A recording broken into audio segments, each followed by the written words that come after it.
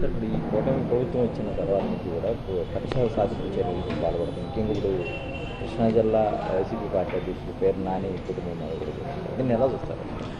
ఈరోజు కూటమి ప్రభుత్వం అధికారంలోకి వచ్చిన 6 నెలల తర్వాత వాళ్ళు చేసిన ఒకే ఒక కార్యక్రమం ఏంటయ్యా అంటే అన్యాయంగా వైఎస్ఆర్ కాంగ్రెస్ పార్టీ నాయకుల మీద కార్యకర్తల మీద తప్పుడు కేసులు బనాయించి వాళ్ళని అన్ని విధాలుగా ఇబ్బంది పెడితే వాళ్ళు ఆగిపోతారని చెప్పిన ఒక పిచ్చి భ్రమలో కూటమి ప్రభుత్వం ఉంది.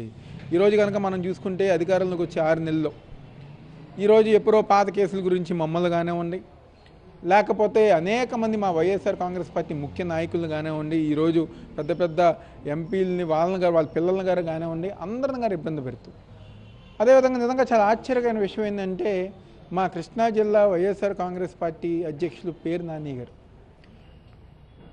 ఈరోజు గోడౌన్లో ఏదో కొన్ని బస్తాలు తేడా వచ్చినాయి అని చెప్పండి కక్షపూరితంగా మామూలుగా ఏ గోడౌన్లో అయినా ప్రభుత్వ ఈ బియ్యం గోడౌన్లో అరబస్తా ఒక బస్తా కొన్ని బస్తాలు తేడా వస్తాయి. అప్పుడు ప్రభుత్వం ఎవరైతే ఆ గోడౌన్ ఇన్ఛార్జ్ ఉంటారో మీరు ఆ డబ్బులు పే చేయండి అని చెప్పడం జరుగుతుంది. అది సామాన్యంగా జరిగేది. దీని ఏదో పెద్ద భూతత్వంలాగా ఈరోజు మా పేరు నాని గారు ఎప్పుడైతే అధికారులు ఇచ్చారో ఆయనే లేఖ రాశారు, కొలతల్లో తేడా వచ్చింది కాబట్టి ప్రభుత్వం ఒకసారి గమనించి ఎంతైతే ఆ ఒక డిఫరెన్స్ ఉందో ఆ డబ్బులు నేను పే చేస్తానని చెప్పడం కలెక్టర్కి ఉత్తరం రాష్ట్రం జేసీకి వెంటనే వాళ్ళు 1,73,00,000 రూపాయలు కట్టాలని చెప్పటం. ఈరోజు డబ్బులు కట్టినా అంటే రాజకీయంగా మా మీదో లేకపోతే పేరు నాని గారి మీద కక్ష తీర్చుకుందని ఒక అర్థం. పాపం ఇంట్లో ఇల్లే ప్రపంచం అనుకుని బయట ప్రపంచం తెలియకుండా ఇంట్లో పూజలు చేసుకుంటూ పేరు నాని గారిని వాళ్ళ కొడుకునే చూసుకునే ఇంట్లో లేడీస్ మీద కేసులు పెట్టే విధంగా ఈరోజు కూటమి ప్రభుత్వం దిగజారిపోయింది.